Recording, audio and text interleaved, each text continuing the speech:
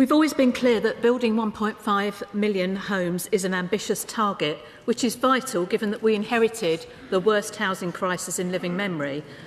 It will require a rate of house building and infrastructure construction not seen for over 50 years.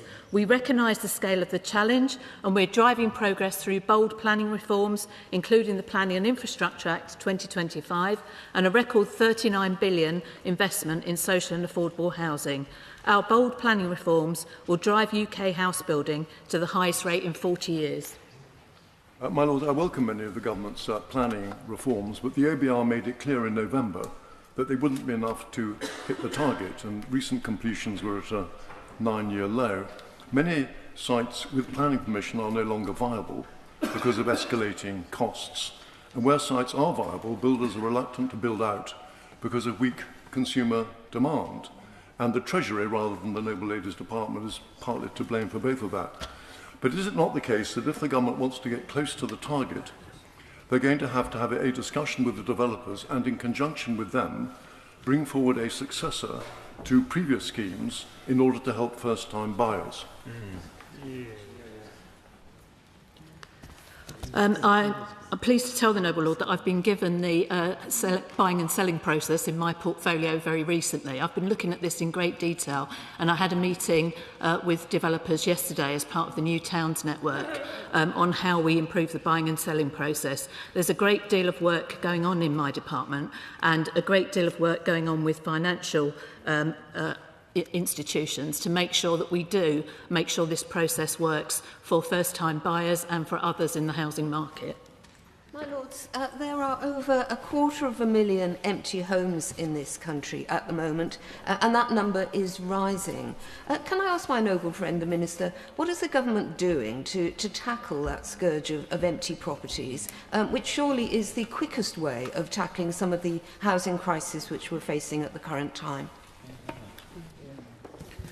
My noble friend is quite right to raise the issues around empty properties, and our government has been working to make sure we give councils the powers they need to drive forward work on empty properties as quickly as possible, and we will be enabling that with new powers for local councils through the planning process to make sure that councils can add into the planning process dates for when the completions are due.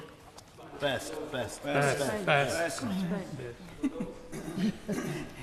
As the Minister will be well aware, the area of our country where the housing crisis is most acute is those suffering in temporary accommodation. Many councils up and down the land are really in a bind about how to build their way out of this. What work is being done specifically to help councils provide homes to move people out of temporary accommodation?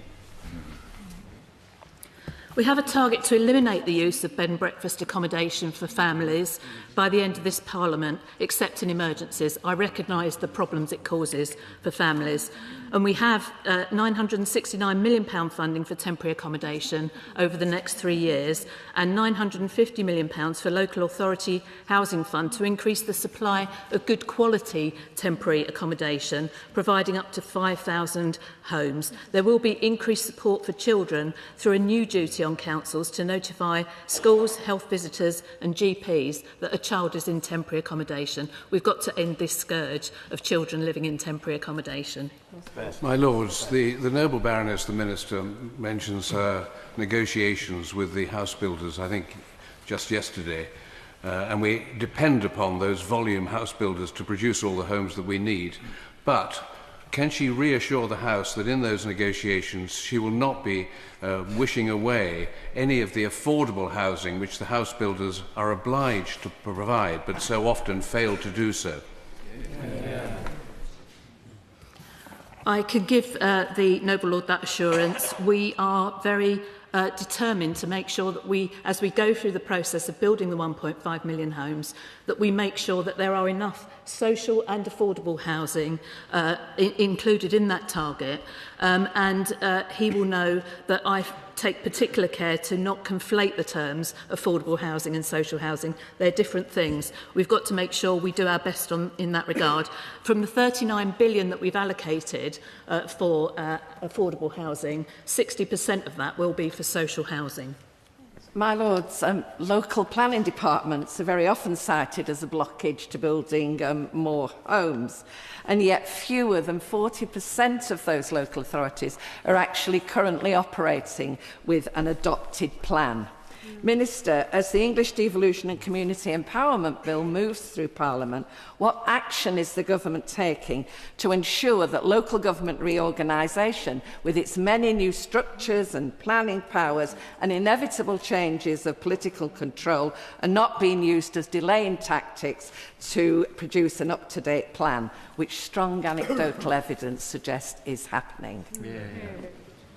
It's absolutely essential that the local government reorganisation and the devolution process does not hold up the production of local plans.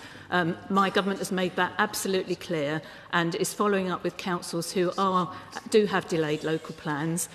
Where the new strategic plans are being made, they can be made in spite of reorganisation, and the data that's used for them will be transferred as soon as the reorganisation arrangements are complete. My Lords, isn't though one of the fundamental constraints? From bench.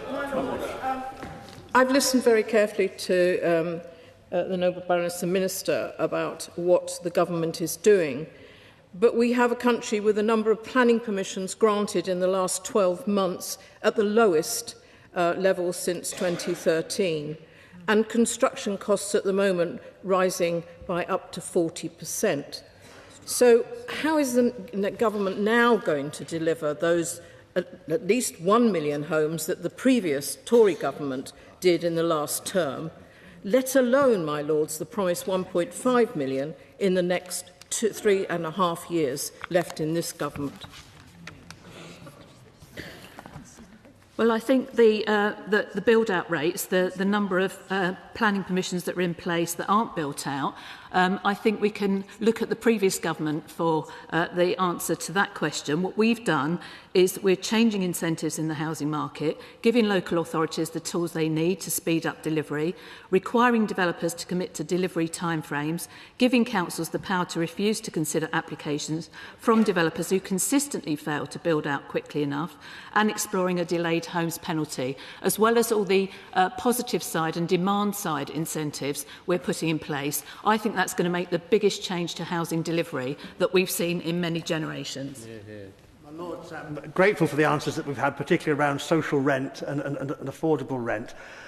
Would the noble lady, the Minister, agree with me that we also need to make space for things like community land trusts and other community-led social housing initiatives, which can often provide accommodation in particular niches and particular communities that is much more sensitive to the needs of local communities? They may not be volume builders, but they have a vital part to play, I would urge.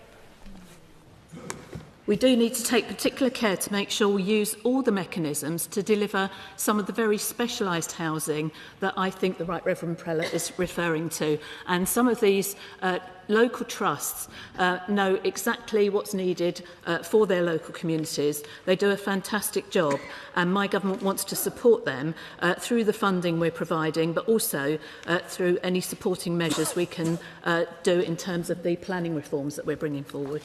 My Lords,